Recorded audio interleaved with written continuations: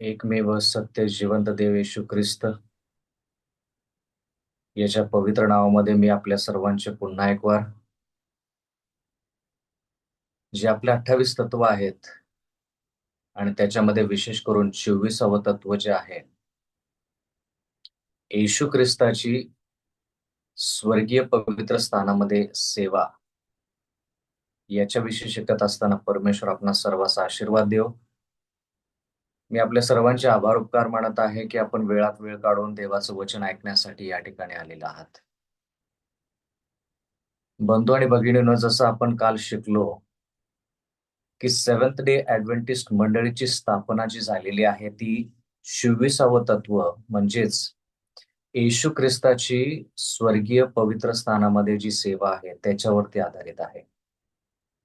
एवढंच नाही तर काल आपण पाहिलं की ज्या वेळेस आदाम आणि हवा एदनच्या बागेमध्ये होते त्यावेळेस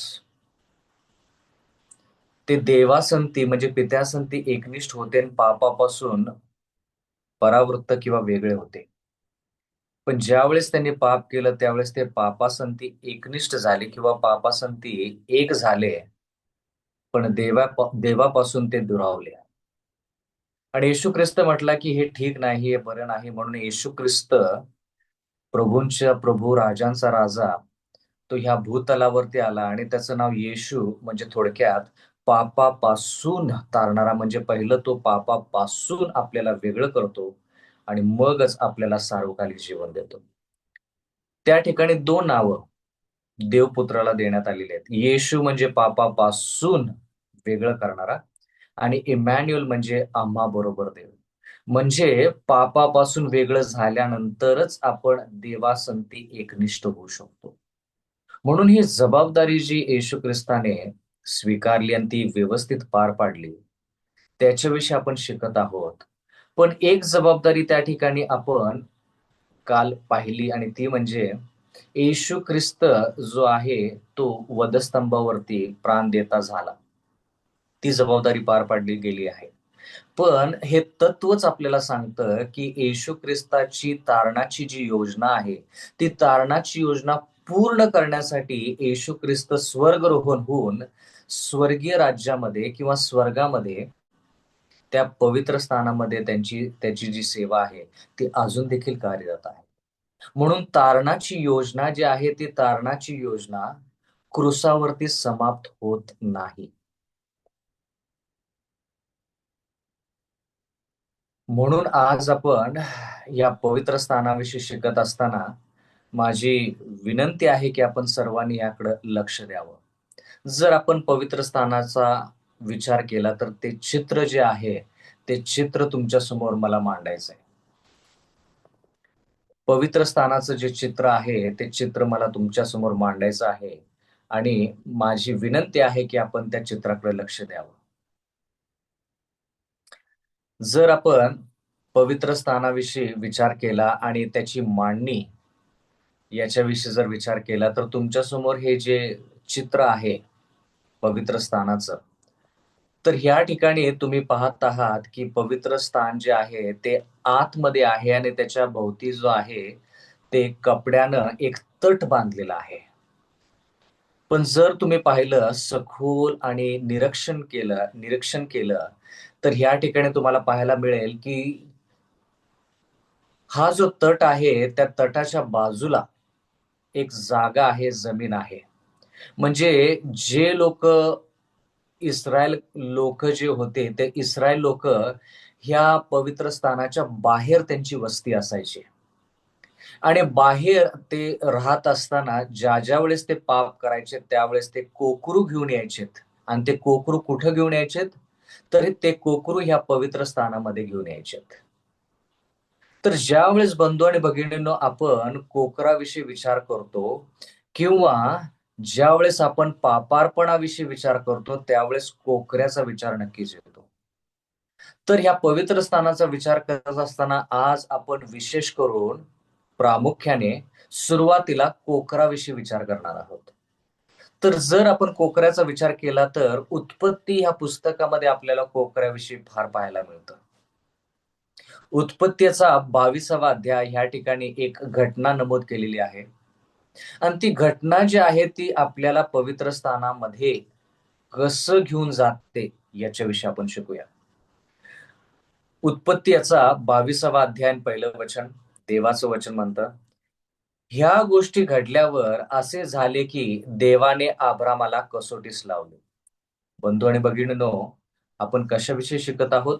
कोकऱ्याविषयी शिकत आहोत.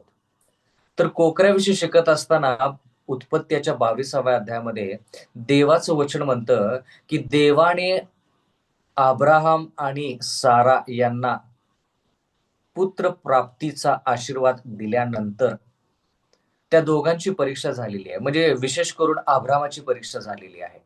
इथं लिहिलेलं आहे, ह्या गोष्टी घडल्यावर असे झाले की देवाने अब्रामाला कसोटीस लावले. त्याने अब्रामा अशी हाक मारली, तेव्हा अब्राम म्हणाला, काय आज्ञा? म्हणजे देवाची वाणी जी आहे ती देवाची वाणी अब्रामाच्या कानी किंवा अंतःकरणावरती पडताच अब्राम म्हणाला की तुमची काय आज्ञा आहे ते सांगा, मी ती आज्ञा पूर्ण करायला तयार आहे. ही घटना आपल्याला सर्वांना माहित आहे, पण आपण टप्प्याटप्प्याने शिकू.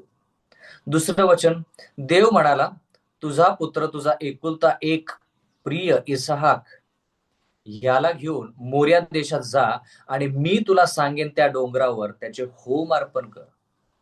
मग आता होम अर्पण इसाकाला करायचं आहे, म्हणजे थोडक्यात अब्राम जो आहे त्याचा एकुलता एक पुत्र इसाक जो आहे त्याचं होम अर्पण करायचंय. पण प्रश्न हा आहे या ठिकाणी की एकुलता एक असा शब्द का वापरलेला आहे, जेव्हा की अब्रामाला इसाक जन्माला यायच्या अगोदर इस्माईल हा मिळालेला होता. पण प्रियजन हो, अभिषिक्त किंवा वचन दिलेला पुत्र जो आहे किंवा अभिवचन दिलेला पुत्र जो आहे तो इस्माईल नसून इसाक आहे. म्हणून देव अब्रामाला म्हणत आहे की तुझा एकुलता एक पुत्र इसहाक, ज्याच्यावरती तू प्रेम करतोस, त्या लेकराला तू घे आणि मोरिया देशामध्ये ज्या डोंगरावरती मी सांगेन त्या डोंगरावरती जाऊन इसाकाला होमार्पण कर. तर ह्या घटनेद्वारे आपण कोकऱ्याविषयी शिकणार आहोत की हे पवित्र स्थान जे तुम्हाला दिसत आहे ते पवित्र स्थानाच्या बाहेर जे जे लोक राहत आहेत किंवा इस्रायल लोक राहत आहेत, आणि ते लोक म्हणजे आज आपण आहोत. अत्याधुनिक किंवा आजच्या ज्या काळाचे जे इस्रायल लोक आहेत ते तुम्ही आणि मी आहोत. अशी जर परिस्थिती आहे तर त्या काळामध्ये म्हणजे जुन्या करारामध्ये ह्या तटाच्या भोवती किंवा पवित्र स्थानाच्या बाहेर इस्रायल लोक ज्यावेळेस राहत असत, ज्या वेळेस ते पाप करत असत त्यावेळेस ते होम अर्पण घेऊन येत असत. आणि म्हणून ते होम अर्पण जे आहे ते कोकरा असायचा. तर त्या कोकऱ्याविषयी आपण शिकत आहोत. म्हणून आज आपण देवाचं वचनामध्ये पाहत आहोत उत्पत्तीचा 22वा अध्याय आणि 6वं वचन. तेव्हा अब्रामाने होम अर्पणासाठी लाकडे घेऊन आपला पुत्र इसाक याच्या पाठीवर ठेवली आणि आपल्या हाती विस्तव व सुरा घेतला आणि ते दोघे बरोबर चालले. तर ज्यावेळेस आपण कोकऱ्याचा विचार करतो त्यावेळेस देवाने मनुष्याच्या आयुष्यामध्ये अशी एक घटना आणली, योजनेनुसार आणली, जेणेकरून आपल्याला पवित्र स्थानाविषयी जास्त व्यवस्थित कळेल आणि विशेष करून कोकऱ्याविषयी. पवित्र स्थानाचा विचार करत असताना बंधू आणि भगिनींनो, आपण कोकऱ्यापासून सुरुवात केलेली आहे. तर ह्या ठिकाणी देवाचं वचन म्हणतं की होम अर्पणासाठी अब्रामाने लाकडे घेतलेली आहेत, विस्तव सुरा घेतलेला आहे, दोघं बरोबर चाललेले आहेत. 7वं वचन, तेव्हा इसाकाने आपला बाप म्हणजे आपला पिता अब्राम याला म्हटले, बाबा. तो म्हणाला, काय म्हणतोस बाळा? त्याने म्हटले, पहा, विस्तव व लाकडे आहेत, पण होम अर्पणासाठी कोकरू कुठे आहे? प्रियजन हो, हा जो प्रश्न त्या लेकराने म्हणजे इसाकाने विचारलेला आहे, इसाकाला माहित नाही आहे, ह्या क्षणाला इसाकाला माहित नाही आहे की होम अर्पण जे आहे ते त्याचंच होणार आहे.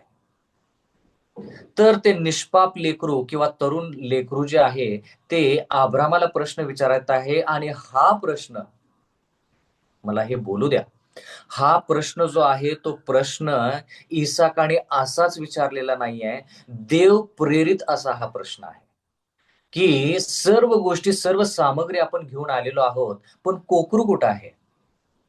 म्हणजे इसाकाला माहित होतं की होम अर्पणासाठी कोकऱ्याची गरज आहे.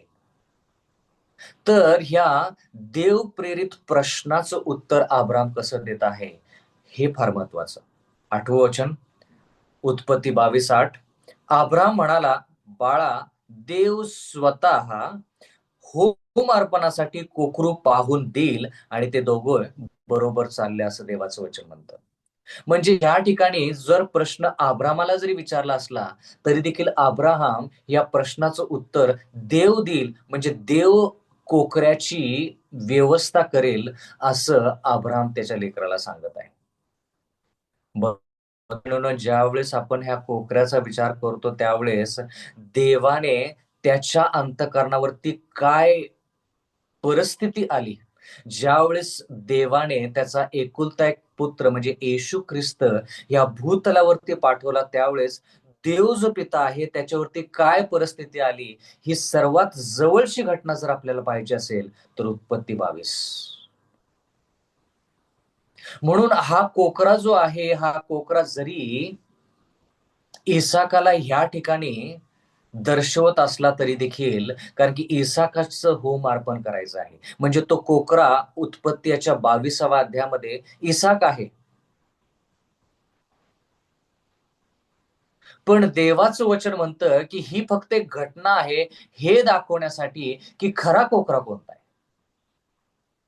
इसाकाच्या दृष्टिकोनातून कोकरा जो आहे तो 4 पायाचा प्राणी, निर्दोष 1 वर्षाचा नर. अब्रामाच्या दृष्टिकोनातून तो कोकरा जो आहे तो इसाक आहे. पण देवाच्या दृष्टिकोनातून तो 4 पायाचा प्राणी नसून किंवा इसाक नसून, देवाच्या दृष्टिकोनातून जो कोकरा आहे, त्या कोकऱ्याविषयी आज आपण शिकायचंय. देवाचं वचन म्हणतं की हा कोकरा कोणाला दर्शवतो. योहाण्याचा 1 अध्याय आणि 29वं वचन. योहाण्याचा 1 अध्याय आणि 29वं वचन. दुसऱ्या दिवशी येशूला आपणाकडे येताना पाहून तो, म्हणजे बाप्तिस्मा देणारा योहान, ज्यावेळेस येशू ख्रिस्ताला आपल्याकडे येताना पाहतो, त्यावेळेस तो काय म्हणाला? हा पहा, जगाचे पाप हरण करणारा देवाचा कोकरा. मग ह्या ठिकाणी योहान, बाप्तिस्मा देणारा योहान जो आहे, तो येशू ख्रिस्ताला कसं संबोधित करत आहे? जगाचं पाप हरण करून घेणारा किंवा पाप हरण करून नेणारा हा देवाचा कोकरा आहे. हा पहा, जगाचं पाप हरण करणारा देवाचा कोकरा. मग देवाचा कोकरा असा शब्द बाप्तिस्मा देणाऱ्या योहानानं का वापरला? कारण की जुन्या करारामध्ये जे इस्रायल लोक होते, मग त्या इस्रायल लोकांना यहुदी म्हणण्यात आलं. त्या लोकांना कोकरू जे आहे ते पाप हरण करणारं असा प्राणी म्हणून व्यवस्थित माहित होतं. कारण की ज्या वेळेस त्यांनी पाप केलं, त्या वेळेस त्या कोकऱ्याला घेऊन 4 पायाचा जो प्राणी आहे, निर्दोष 1 वर्षाचा नर जो आहे, ते कोकरू घेऊन ते इस्रायल लोक किंवा यहुदी लोक ह्या पवित्र स्थानामध्ये यायचे. म्हणून ज्यावेळेस बाप्तिस्मा देणाऱ्या योहानाने खऱ्या कोकऱ्याला पाहिलं, त्यावेळेस तो म्हणाला की आतापर्यंत तुम्ही प्राण्याला वधायचा किंवा कोकऱ्याला वधायचा, 1 वर्षाचा नर निर्दोष कोकऱ्याला वधायचा, पण आता मी तुम्हाला सांगतो की तो कोकरा हा आहे, म्हणजे येशू ख्रिस्त आहे. प्रियजन हो, ज्यावेळेस एखादा इस्रायल किंवा यहुदी पाप करायचा, तर त्यावेळेस त्याला पहिला शोध जर करायचा असेल तर कोकऱ्याचा शोध करावा लागत असेल. कारण की त्याला माहित आहे की त्याचं पाप जे आहे ते पाप हरण करून नेणारा जर कोणी आहे तर तो कोकरा आहे. प्रियजन हो, या ठिकाणी देवाचं वचन म्हणतं की ज्या दिवशी येशू ख्रिस्त बाप्तिस्मा घेण्यासाठी यार्दन तीरी आला, त्यावेळेस योहानानं त्याचा परिचय जो आहे, त्याचा परिचय जो आहे, तो परिचय देवाचा पुत्र जरी असला तरी देवाचा पुत्र म्हणून न करता जगाचा पाप हरण करणारा कोकरा म्हणून केलेला आहे. म्हणून देवाचं वचन म्हणतं की ज्यावेळेस इस्रायल लोक किंवा यहुदी लोक पाप करायचे त्यावेळेस त्यांना कोकऱ्याचा शोध करावा लागायचा, म्हणजे त्यांना कोकरा मिळाला पाहिजे. पहिली धाव त्यांची कोकऱ्याकडे असायची, कारण की त्यांना माहित आहे की कोकरू जर त्यांना मिळालेलं नाही तर त्यांना त्या पवित्र स्थानामध्ये प्रवेश नाही. मला आठवतं की दक्षिण भारतामध्ये ज्यावेळेस मी देवाची सेवा करायचो, बायबल सेमिनरीमध्ये जे पाळक लोक असायचे त्यांना प्रशिक्षण देण्याची ज्यावेळेस मला जबाबदारी आली, मी आणि माझा मित्र, तर काही लोक त्या ठिकाणी आले. त्यांना त्या विद्यार्थ्यांची परीक्षा घ्यायची होती, की ह्या विद्यार्थ्यांना व्यवस्थित शिक्षण मिळालेलं आहे की नाही, ह्या विद्यार्थ्यांची तयारी झालेली आहे की नाही. आणि म्हणून ते वरिष्ठ अधिकारी ज्यावेळेस आले, त्या वरिष्ठ अधिकाऱ्यांनी त्या विद्यार्थ्यांना प्रश्न विचारायला सुरुवात केली. तर प्रश्न विचारत असताना असा प्रश्न त्यांना विचारण्यात आला, की जो कोकरा तुम्ही जुन्या करारामध्ये पाहता, तो कोकरा कोणाला दर्शवतो? किंवा जर एखादा व्यक्ती जुन्या करारामध्ये पाप करत असेल किंवा पाप त्यानं जर केलं, तर त्याच्या पापासाठी जे पाप आहे, ते पाप त्याच्यापासून वेगळं कसं केलं जातं, किंवा पाप हरण त्याचं जे आहे ते कोण करतं? असा ज्यावेळेस प्रश्न विचारण्यात आला त्या विद्यार्थ्यांना, त्यावेळेस त्या विद्यार्थ्यांना योग्य उत्तर देता आलं नाही. की जुन्या करारामध्ये किंवा नवीन करारामध्ये ज्या वेळेस एखादा व्यक्ती पाप करायचा, तर ते पापाचं ओझं वाहून कोण घेऊन जायचं, असा ज्यावेळेस त्या प्रश्न विचारला, त्यावेळेस त्या विद्यार्थ्यांना त्या प्रश्नाचं उत्तर देता आलं नाही. आणि मग ज्यावेळेस ते वरिष्ठ अधिकारी बाहेर आले, तर त्यावेळेस त्यांनी माझ्या मित्राला सांगितलं, की तुमच्या विद्यार्थ्यांना कोकरा माहीत नाहीये. तुमच्या विद्यार्थ्यांना त्यांचं पाप हरण करणारा कोकरा माहीत नाहीये. तुम्ही त्यांना काय प्रकारचं शिक्षण दिलं? त्यावेळेस माझ्या मित्राला खूप वाईट वाटलं. ती बातमी माझ्यापर्यंत पोहोचल्यानंतर त्याची पत्नी जी आहे माझ्या मित्राची, ती मला म्हणाली, की माझा पती, त्याला इतकं वाईट वाटलं, कळकळीनं त्यानं ह्या विद्यार्थ्यांना शिकवलं होतं, प्रशिक्षण दिलं होतं. जे पाळक होणार होते त्यांना प्रशिक्षण दिलं होतं, पण त्या लोकांना, त्या लेकरांना किंवा त्या विद्यार्थ्यांना कोकरा म्हणजे काय माहीत नव्हतं. माझा पती जो आहे तो खूप रडला म्हणे. बंधू आणि भगिनींनो, जर तुम्हाला आणि मला त्या पवित्र स्थानामध्ये प्रवेश करायचा असेल ना, तर पहिली गोष्ट म्हणजे आपल्याला कोकऱ्याचा शोध घ्यावा लागेल, की कोण आहे जो मला माझं पाप जे आहे ते पापाचं ओझं घेऊन माझ्या पापापासून मला मुक्त करेल. पण बंधू आणि भगिनींनो, जर तुम्ही सखोल अभ्यास केला तर तुम्हाला ह्या ठिकाणी कळेल, की तो कोकरा जो आहे, तो कोकरा येणाऱ्या येशू ख्रिस्ताला दर्शवायचा. म्हणजे ज्या वेळेस इस्रायल लोक किंवा यहुदी लोक पाप करतात किंवा त्यांनी पाप केलं, ज्या वेळेस ते कोकऱ्याला घ्यायचे त्यावेळेस त्यांनी हेच लक्षात ठेवायचं, की ते कोकऱ्याकडे जात आहेत, म्हणजे येशू ख्रिस्ताकडे जात आहेत. येशू ख्रिस्ताचा शोध ते करत आहेत. म्हणजे पवित्र आत्मा त्या यहुदी लोकांना, त्या इस्रायल लोकांना सांगायचा, की ज्या वेळेस तुम्ही पाप कराल आणि कोकऱ्याच्या शोधात जाईल, त्यावेळेस तुम्ही लक्षात ठेवा, की तुम्ही ख्रिस्ताच्या शोधामध्ये गेलं पाहिजे. पहिले पेत्र्याचा पहिला अध्याय 18 वचन. कारण वाडवडिलांच्या परंपरेने चालत असलेल्या, परत एकदा, पहिले पेत्र्याचा पहिला अध्याय 18 वचन.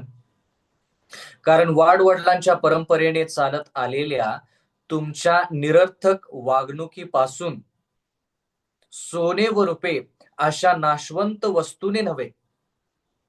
19 वचन.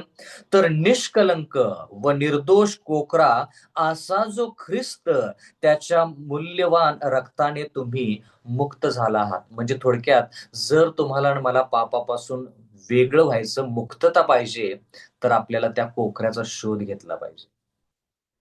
पण मला या ठिकाणी एक महत्वाचा मुद्दा तुमच्या समोर मांडायचा आहे. तो म्हणजे, जरी तो पापी जुन्या करारामध्ये आणि येशू ख्रिस्त नवीन करारामध्ये प्राण देता व्हायच्या अगोदर, जे यहुदी लोक होते, जे जुन्या करारामध्ये इस्रायल लोक होते, ज्या वेळेस ते पाप करायचे त्यावेळेस ते कोकराच्या शोधात जायचे.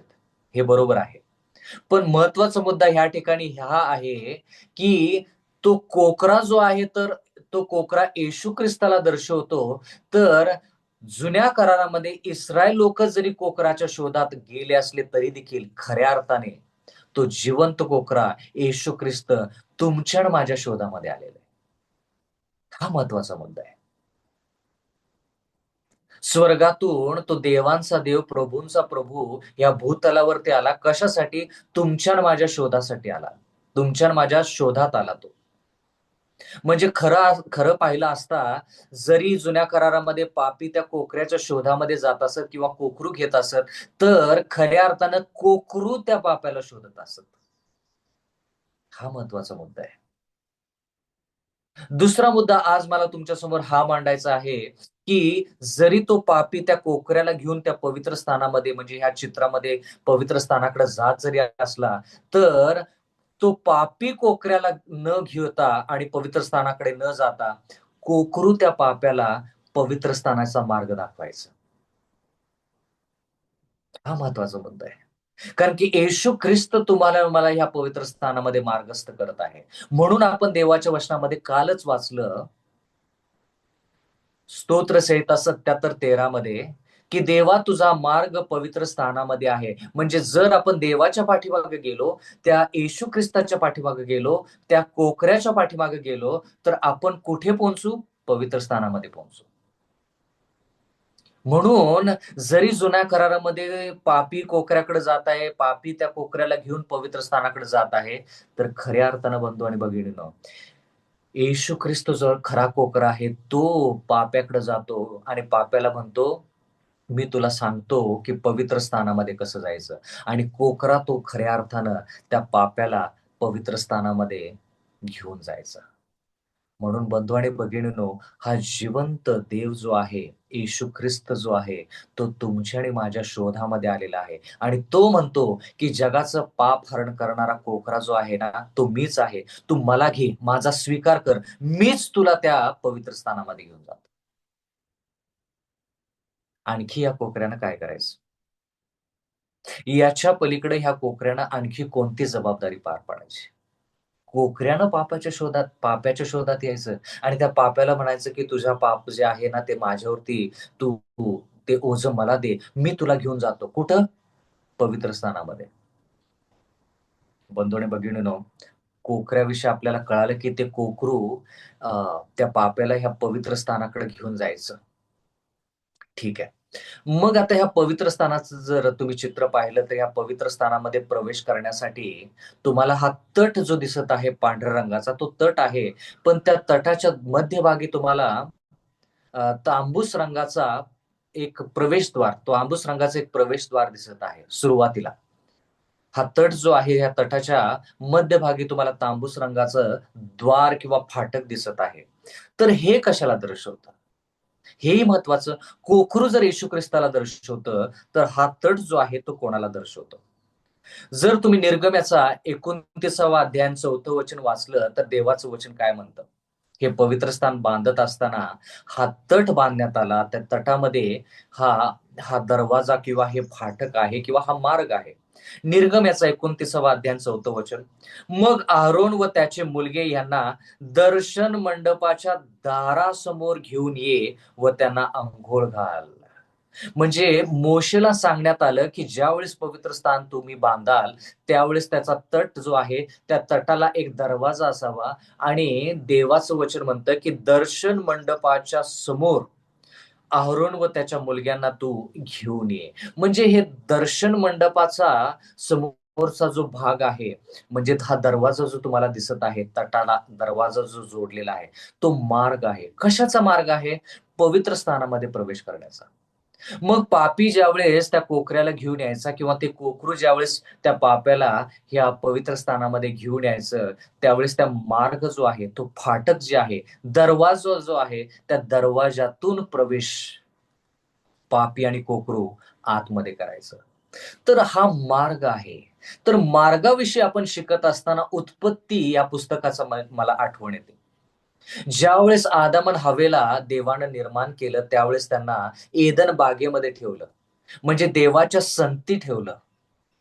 पण ज्यावेळेस त्यांनी पाप केलं त्यावेळेस त्यांच्या आयुष्यामध्ये एक बदल घडून आला. म्हणजे थोडक्यात काय, की देव म्हणाला की आता तुम्ही ह्या स्वर्गीय राज्यामध्ये म्हणजे पवित्र स्थानामध्ये म्हणजे एदन बागेमध्ये राहू शकत नाही. ज्यावेळेस आदाम आणि हवेनं सैतानाला स्वीकारलं, देवाच्या विरोधात जाऊन सैतानाला स्वीकारलं, त्यावेळेस देवाचं वचन म्हणतं की देवाने त्यांना एदन बागेमध्ये सांगितलं की तुम्ही पाप केलेलं आहे.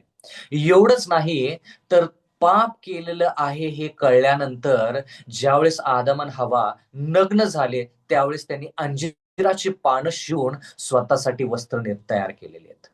पण देवाची इच्छा त्यांची नग्नता झाकण्यासाठी वेगळीच होती. कल्पना करा की ती एदन बाग जी आहे, ती हे पवित्र स्थान आहे. कल्पना करूया थोडं.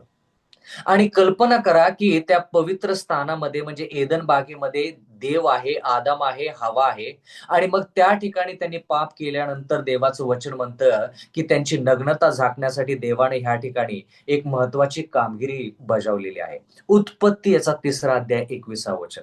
देवाचं वचन म्हणतं, मग परमेश्वराने आदाम व त्याची स्त्री यांच्यासाठी चर्मवस्त्र करून त्यांना घातली. चर्मवस्त्र. म्हणजे थोडक्यात त्या ठिकाणी चमडी जी आहे किंवा कातडी जी आहे ती यायची असेल तर त्या ठिकाणी कोकरू वधलं पाहिजे. म्हणून बंधू आणि भगिनींनो, कोकऱ्याचं वधण्याची क्रिया जी आहे ती एदन बागेच्या बाहेर नसून एदन बागेच्या आतमध्ये झालेली आहे. आणि मग त्याची चमडी काढून त्यांना वस्त्र त्यांच्यासाठी देण्यात आले, जेणेकरून त्यांची नग्नता लपवली जावी. एवढंच नाही बंधू आणि भगिनींनो, देवाचं वचन म्हणतं उत्पत्ती 3:23 मध्ये काय लिहिलेलं आहे, ह्यास्तव ज्या जमिनीतून त्याला उत्पन्न केले होते तिची मशागत करावी म्हणून परमेश्वर देवाने त्याला एदन बागेतून बाहेर काढून लावले. म्हणजे पहिलं कोकऱ्याला वधलं गेलं, त्याचं चमडं काढून आदाम आणि हवेची नग्नता लपवण्यात आली आणि मग आदाम आणि हवेला त्या एदन बागेतून बाहेर काढण्यात आलं. ते कोकरू कोण आहे? येशू ख्रिस्त. जरा लक्ष द्या. एदन बाग त्या आदाम आणि हवेसाठी पवित्र स्थानासारखं होतं, ज्या ठिकाणी परमेश्वर आहे. परमेश्वरास संगती ते होते. पण ज्यावेळेस त्यांनी पाप केलं त्यावेळेस त्यांना ती एदन बाग सोडावी लागली. पण एदन बाग सोडायच्या अगोदर त्या ठिकाणी कोकऱ्याला वधण्यात आलं आणि मग त्याची जी चमडी आहे त्याच्याद्वारे आदम आणि हवेची नग्नता लपवण्यात आली आणि मग त्यांना एदन बागेच्या बाहेर घालवण्यात आलं. 24 वचन महत्वाचा मुद्दा. देवाने मनुष्याला बाहेर घालवले आणि जमिनीच्या झाडाकडे जीवनाच्या झाडाकडे जाणारा मार्ग. आता आपल्याला मार्ग हा शब्द सापडलेला आहे. तिथं लिहिलेलं आहे की त्यांना एदन बागेच्या बाहेर घालवण्यात आलं आणि जीवनाच्या झाडाकडे जाणारा मार्ग. मार्ग महत्वाचा शब्द. मार्गाची राखण करण्यासाठी एदन बागेच्या पूर्व भागी करुबी व गरगर फिरणारी ज्वालारूप तलवार ठेवली. म्हणजे देवाचं वचन म्हणतं की जीवनाच्या झाडाकडे जाण्याचा मार्ग जो आहे तो मार्ग देवाने काय केला? बंद केला. तर आता मार्ग ह्या शब्दावरून आपल्याला काय आठवतं का? कोकरू या शब्दावरून आपल्याला येशू ख्रिस्ताची आठवण झाली. मार्ग या शब्दावरून आपल्याला काय आठवतं का? मत्तेचा 7वा अध्याय 13 वचन. अरुंद दरवाजाने आत जा. आता ह्या ठिकाणी दरवाजा असा शब्द वापरलाय. दर्शन मंडप त्याच्या समोर दरवाजा असा शब्द वापरलाय. दार असा शब्द वापरलेला आहे. दार, फाटक, मार्ग या सर्व गोष्टी ज्या आहेत ते समानार्थी शब्द आहेत. दरवाजा, फाटक, मार्ग. तर देवाचं वचन म्हणतं या ठिकाणी, येशू ख्रिस्त म्हणत आहे, अरुंद दरवाजाने आत जा, कारण नाशाकडे जाण्याचा दरवाजा रुंद व मार्ग, दरवाजा, मार्ग पसरट आहे आणि त्यातून आत जाणारे पुष्कळ आहेत. पण 14 वचन म्हणतं, परंतु जीवनाकडे जाण्याचा दरवाजा अरुंद व मार्ग संकुचित आहे, ज्याने तो सापडतो ते थोडके आहेत. म्हणजे जीवनामध्ये प्रवेश करायचा तर त्या मार्गातून प्रवेश केला पाहिजे, दरवाजातून प्रवेश केला पाहिजे, फाटकातून प्रवेश केला पाहिजे. आणि तो फाटक, ते फाटक, तो दरवाजा जो आहे, तो दरवाजा अरुंद आहे, पसरट नाही. म्हणून बहुतांश लोक ह्या दरवाजातून प्रवेश करण्यासाठी इच्छुक नसतात. आणि तोच दरवाजा तुम्हाला ह्या चित्रामध्ये दिसत आहे. ज्या पवित्र स्थानातून, ज्या एदन बागेतून देवाने आदम आणि हवेला बाहेर काढलं, त्याच ठिकाणी देवाचं वचन म्हणतं, परत जर एदन बागेमध्ये त्यांना जायचं, परत जर स्वर्गाच्या राज्यामध्ये जायचं, परत जर पवित्र स्थानामध्ये जायचं बंधू आणि भगिनींनो, तर देवाचं वचन म्हणतं की एकच दरवाजा आहे. आणि तो दरवाजा, ते फाटक आणि तो मार्ग संकुचित आहे. म्हणजे थोडक्यात फार अरुंद आहे. फारच तो अरुंद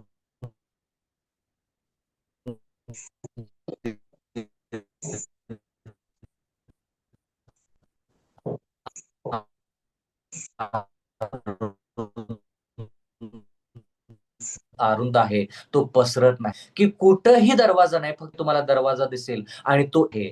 तर तुम्हाला माहित आहे योहानेचा 14वा अध्याय आणि 6वं वचन. योहानेचा 14वा अध्याय 6वं वचन, देवाचं वचन म्हणतं, येशूने त्याला म्हटले, मार्ग, सत्य व जीवन मीच आहे. म्हणजे एदन बागेतून ज्यावेळेस आदम आणि हवेला बाहेर काढलं, त्यावेळेस त्या जीवनाच्या झाडाचा मार्ग जो आहे तो बंद झालेला आहे. आणि तो मार्ग म्हणजे येशू ख्रिस्त आहे. तर देवाचं वचन म्हणतं की त्या जीवनाच्या झाडाकडे जर परत जायचं किंवा एदन बागेमध्ये जर जायचं तर मार्गातून प्रवेश केला पाहिजे, त्या दरवाजातून प्रवेश केला पाहिजे. म्हणजे एदन बागेचा जो मार्ग आहे ना, ज्याच्यातून ते बाहेर आले, त्याच मार्गातून ते परत आत जाऊ शकतात. म्हणून बंधू आणि भगिनींनो, या पवित्र स्थानामध्ये प्रवेश करायचा ना, तर एकच त्या ठिकाणी दरवाजा आहे. ह्या पवित्र स्थानामध्ये प्रवेश करण्यासाठी पाठीमागं, बाजूला दरवाजे नाहीयेत. एकच मार्ग आहे. आणि म्हणून सार्वकालिक जीवन मिळवायचं असेल तर देवाचं वचन म्हणतं की हा मार्ग जो आहे तो कोणाला दर्शवतो? येशू ख्रिस्त म्हणतो ह्या ठिकाणी की मार्ग, सत्य व जीवन मीच आहे. म्हणून तो मार्ग, ते फाटक जे तुम्हाला ह्या चित्रामध्ये दिसत आहे, दरवाजा जो दिसत आहे तटामध्ये, तो दरवाजा येशू ख्रिस्ताला दर्शवतो. या दरवाजाच्या बाहेर जे कोकरू पापी शोधतो किंवा त्या पाप्यानं ते कोकरू जर घेऊन यायचं, तर ते कोकरू देखील येशू ख्रिस्त दर्शवतो. हा फाटक, हा दरवाजा, तो दरवाजा देखील येशू ख्रिस्तच दर्शवतो. म्हणून सार्वकालिक जीवन जर पाहिजे तर एकच मार्ग आहे आणि तो मार्ग म्हणजे येशू ख्रिस्त. बंधू आणि भगिनींनो, देवाचं वचन म्हणतं, योहानाचा 10वा अध्याय 7वं वचन, योहान 10:7, म्हणून येशू त्यांना पुन्हा म्हणाला, मी तुम्हाला खचित खचित सांगतो की मी मेंढरांचे दार आहे. मेंढरांचे दार कोण आहे? मी आहे. म्हणजे जरा थोडा वेळ कल्पना करा माझ्या संगती. देवाचं वचन म्हणतंय एलन जी व्हाईटच्या पुस्तकामध्ये, फार चांगल्यारीत्या एलन जी व्हाईटने ही गोष्ट मांडलेली आहे. ज्यावेळेस आदम आणि हवेला एदन बागेतून बाहेर जावं लागलं, त्यावेळेस कायन आणि हाबेल ज्यावेळेस जन्माला आले, त्यावेळेस आदम आणि हवा कायन आणि हाबेलला त्या एदन बागेच्या दरवाजाजवळ म्हणजे फाटकाजवळ घेऊन यायचे आणि म्हणायचे की एक काळी हे आमचं घर असायचं. एक काळी आम्ही या एदन बागेमध्ये राहायचो, या पवित्र नगरीमध्ये राहायचो, पवित्र स्थानामध्ये राहायचो. पण आता पापामुळे आम्ही त्या एदन बागेतून आम्हाला बाहेर आणण्यात आलं. आम्हाला त्या एदन बागेतून बाहेर काढण्यात आलं. म्हणून आदम आणि हवा काय करायचे? कायन आणि हाबेलला त्या एदन बागेच्या दरवाजाजवळ घेऊन जायचेत आणि त्या ठिकाणी ते अर्पण करायचेत. म्हणजे थोडक्यात काय, त्या ठिकाणी ते देवाकडे पाहायचेत आणि आशा बाळगायचेत की एक दिवस आम्हाला पुन्हा एक वार ह्या मार्गातून, ह्या प्रवेशद्वारातून, ह्या फाटकातून, ह्या दरवाजातून, ह्या मार्गातून परत एकदा देवाला भेटण्याची संधी मिळेल. अशी ती आशा बाळगायचेत. म्हणून बंधू आणि भगिनींनो, देवाचं वचन म्हणतं की हा मार्ग जो आहे तो येशू ख्रिस्त आहे. आणि देवाचं वचन म्हणतं की मेंढरांचा दरवाजा जो आहे तो येशू ख्रिस्त आहे.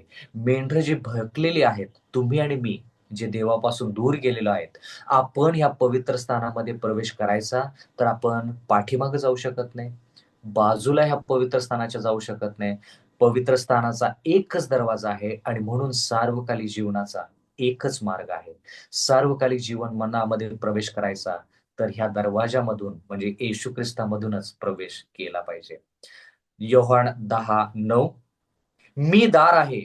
माझ्याद्वारे कोणी आत जाईल तर त्याला तारण प्राप्ती होईल. आणखी किती स्पष्ट देवाच्या वचनानं आपल्याला संबोधित करावं. मी दार आहे. माझ्याद्वारे कोणी आत जाईल तर त्याला तारण प्राप्ती होईल. तो आत येईल व बाहेर जाईल व त्याला खाण्यास मिळेल. तारण प्राप्ती पाहिजे ना. जुन्या करारामध्ये तो पापी त्या कोकऱ्याला घ्यायचा आणि ह्या पवित्र स्थानामध्ये प्रवेश करायचा एकच दरवाजातून. कारण की तो दरवाजा येशू ख्रिस्त आहे. बंधू आणि भगिनींनो, आज देखील कोकरू येशू ख्रिस्ताला दर्शवतं. आज देखील तो दरवाजा जो आहे तो येशू ख्रिस्त आहे आणि येशू ख्रिस्त त्या दरवाजासमोर उभा आहे आणि म्हणत आहे की तुम्ही आणि मी कष्टी आणि भाराक्रांत जण हो, तुम्ही मजकड या. मी तुम्हाला फक्त विश्रांतीच नाही, तर मी तुम्हाला पापापासून मुक्तता देईन. मी पापापासून तुम्हाला तारेन. प्रियजन हो, तुमची आणि माझी जर इच्छा असेल, की आपण त्या कोकऱ्याचा शोध करूया, त्या कोकऱ्याला घेऊया, जे येशू ख्रिस्ताला दर्शवतं आणि तेच कोकरू आपल्याला दरवाजा दाखवेल, मार्ग दाखवेल, जो मार्ग स्वतः येशू ख्रिस्त आहे. ज्यावेळेस आपण त्या कोकऱ्याला स्वीकार करूया, त्या कोकऱ्याला घेऊन आपण ह्या पवित्र स्थानामध्ये जाऊया, जेणेकरून तुम्हाला आणि मला सार्वकालिक जीवन मिळेल. परमेश्वर आपणा सर्वांस आशीर्वाद देवो. आमेन. धन्यवाद.